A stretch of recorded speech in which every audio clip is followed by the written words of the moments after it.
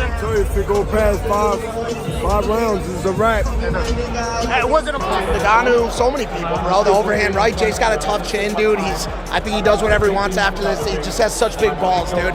He had to keep moving. That was the only strategy. People are gonna say he ran around the ring. They don't know. They don't understand fucking boxing. You showed a ton of heart, right? Ton of heart. Just let me know your thoughts on Jake going 6 rounds with AJ. You know, the fact that he did that, it was good because you know we didn't think it was going to go 6 rounds. We thought it was going to go 2.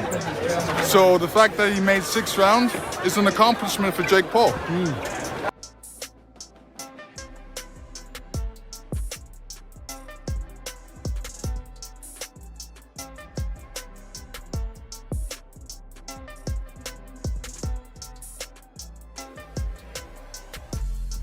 I mean, I expected Jake to fight the way he fought.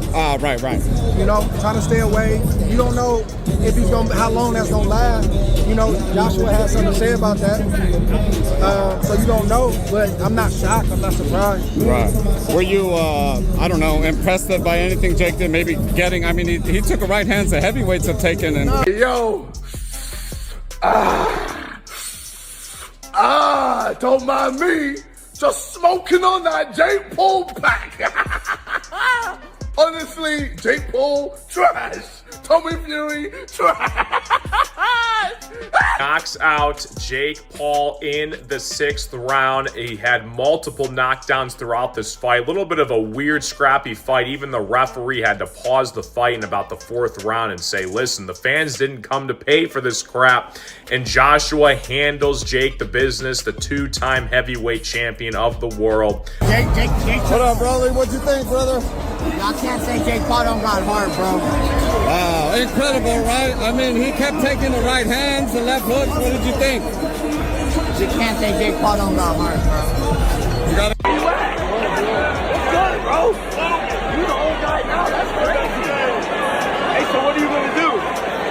What are you gonna do? The score round? You've lost every single one of them.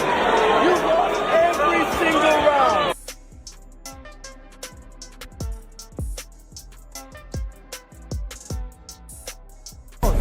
What was it? Was it a little too long to get done, or? Listen, when you fight someone like that, who moves around a lot, then you have to try and pick your moments, pick your shots. Yeah. That's what he did. So congratulations to Joshua. Man, and credit. Rugby tackling you, but he had to do what he had to do to survive, and he did that. So, you know, it's very difficult to go in like, you know, out of the ring for 14 months and just be razor sharp with a guy running. And so, yeah, probably 2 or 3 rounds more than expected, but.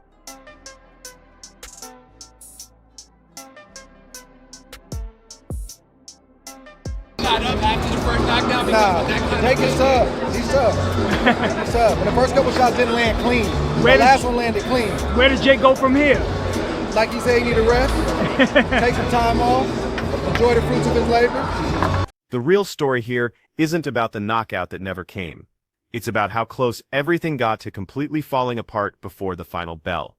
2 rounds was the prediction from everyone who mattered. When that didn't happen, alarm bells started going off everywhere. Don't click away yet, because what happened next flipped the entire narrative on its head. The predictions rolled in from heavyweight legends days before the opening bell, and honestly some of these takes sound completely unhinged when you first hear them. But then you watch the actual fight unfold, and suddenly, everything makes perfect sense. 3 different champions made 3 wildly different calls. One said, Jake Paul would drop AJ cold. Another predicted AJ would literally end this man's career.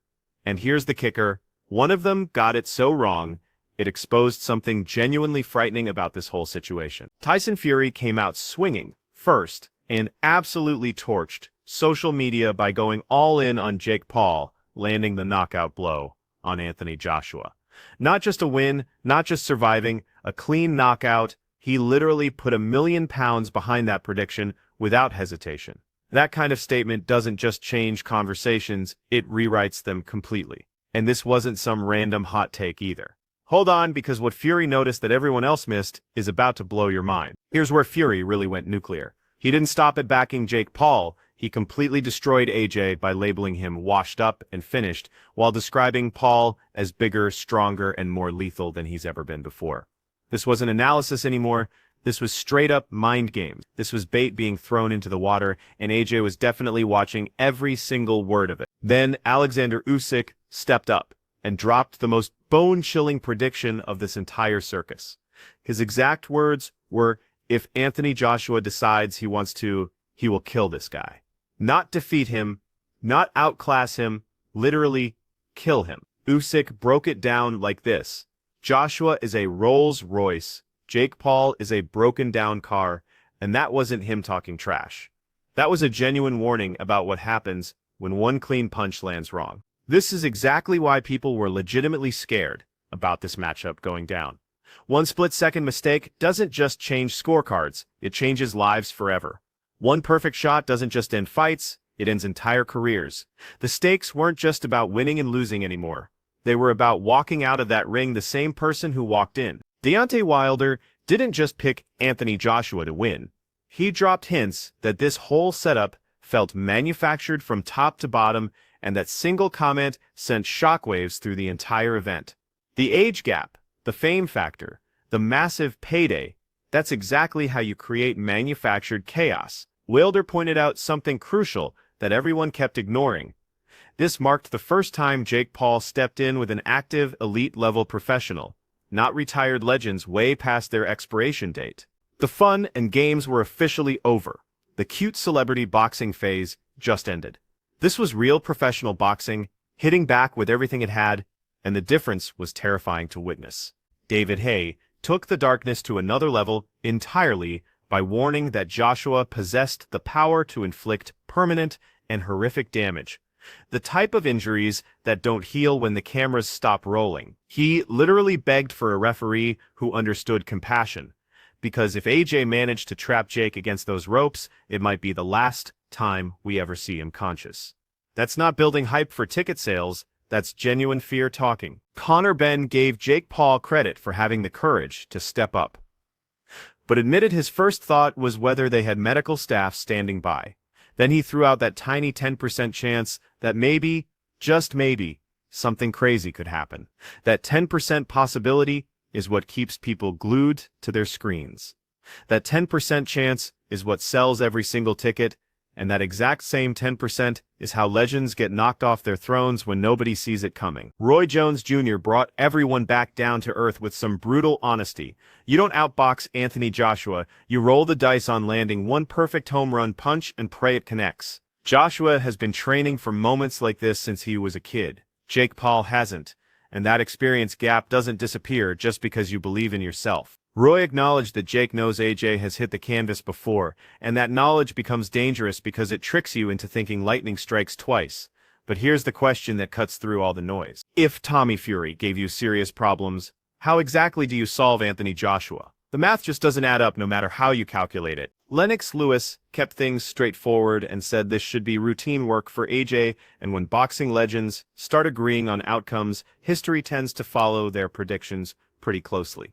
Eddie Hearn came clean and admitted no rational boxer would ever walk away from this opportunity.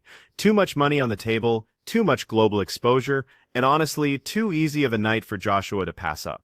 Hearn spelled out the game plan crystal clear: knock Jake Paul out as quickly as possible because any other result would be a complete disaster. Going 12 rounds would be embarrassing, losing would be absolutely catastrophic, and somehow, just surviving would still hand Jake Paul the moral victory, and that's the plot twist nobody wants to acknowledge. Jake Paul didn't win that fight, but he won something much more valuable, and in what's coming next, you're about to discover exactly why this loss might have just revolutionized boxing forever.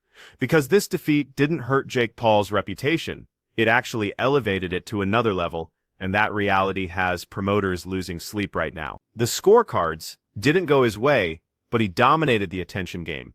And attention is the real title belt in modern boxing. Jake Paul proved you don't need to control every round to own the spotlight. You just need to survive long enough for doubt to start creeping into people's minds. 6 full rounds was enough to crack the armor, and revolutions always start in the cracks. Boxing traditionalists absolutely hate this part. But the data tells the whole story. More viewers, more arguments, more revenue, and suddenly the sport is dealing with a problem it can't punch its way out of because now every fighter on the planet sees the blueprint laid out in front of them. You don't have to be the most skilled, you just have to be willing to step through those ropes, and that willingness keeps the cameras rolling indefinitely. Here's what nobody is discussing publicly yet. Jake Paul lost to Anthony Joshua and somehow walked out with more influence than half the active heavyweight division.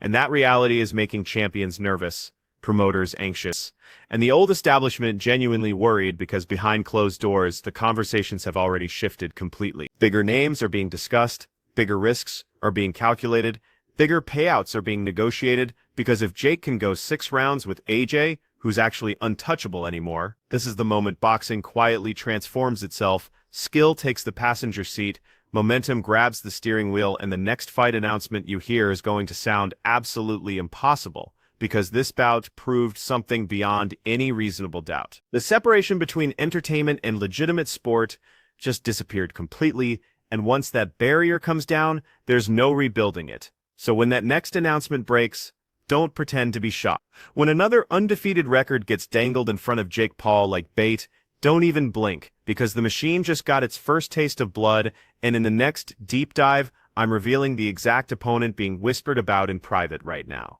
Not the obvious choice they want you expecting, but the one they're praying you won't see coming until it's too late to stop.